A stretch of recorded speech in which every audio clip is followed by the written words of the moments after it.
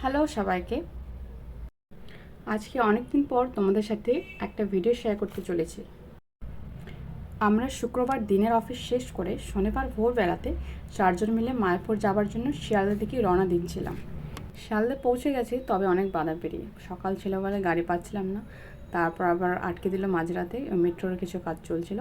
তবে হ্যাঁ, পৌঁছে গেছি ঠিক টাইমেই। তারপর খাবারটা নিয়ে আর টিকিটটা করি আমরা 5:37-এ কৃষ্ণনগর লোকাল ধরেছি।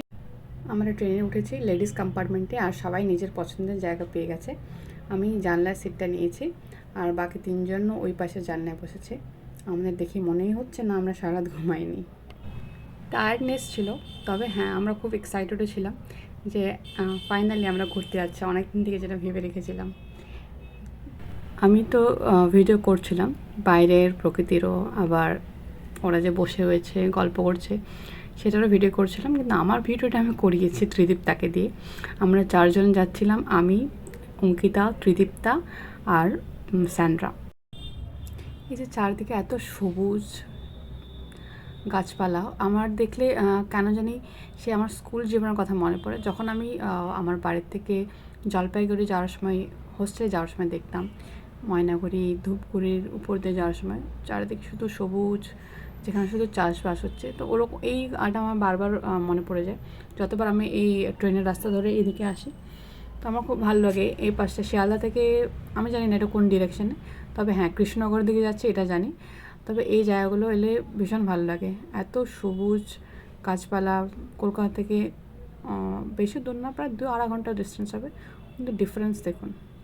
তো আমরা কৃষ্ণনগর স্টেশনে নেমে ওখান থেকে আবার অটো নিয়ে পৌঁছলাম মায়াপুরের ওই ঘাটে, যেখান থেকে আমাদের 3 টাকা টিকিট করতে হবে ওই পারে যাওয়ার জন্য।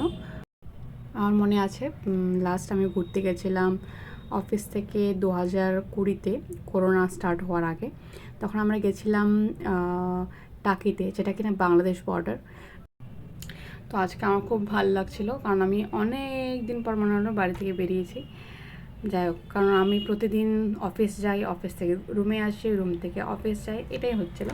তো যাই হোক, কিছু কিছু চেঞ্জেস দরকার জীবনে, যাতে আর এরকম না লাগে কি হ্যাঁ আমার জীবনটা বোরিং হয়ে যাচ্ছে, সবাই ঘুরছে আমি ঘুরছে না, এরকমটা যাতে মনে না হয়।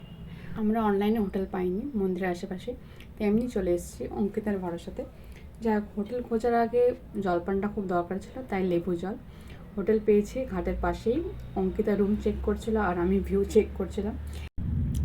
দেখুন আমি ওই ঘাট থেকে এই ঘাটে এসেছি, আর আমার লোকেশনটা দেখুন, জাস্ট এই পার আর ওই পার। ওই ঘাট থেকে লোকজন এই পারে আসছিলো, মানে যেদিকে মায়াপুরের মন্দিরটা আছে আর আমরা যেখানে হোটেলটা নিয়েছি একদম কাছাকাছি ছিল। যে আমাদের দুপুর লাঞ্চ চলে এসেছে, আমার আর অঙ্কিতা আমরা ফটাফট খেয়ে নিয়েছি। কিন্তু দেখুন স্যান্ড্রা আর ত্রিদীপ্তা ওরা খুব আস্তে আস্তে খাচ্ছিল। ঘুম থেকে উঠেছি, আমরা বেশ ফ্রেশ হয়ে গেছি, এখন আমরা রেডি হব। সন্ধ্যা আরতির আগে আমরা ভাবছি আগে চারপাশটা দেখি, তারপরে আরতির ওখানে যাবো। তাই আমরা রেডি হয়ে গেছি। ভিডিওটা 2টো পার্ট করেছি, পরের পার্টে পুরোটা ভিডিও আসবে। Thank you.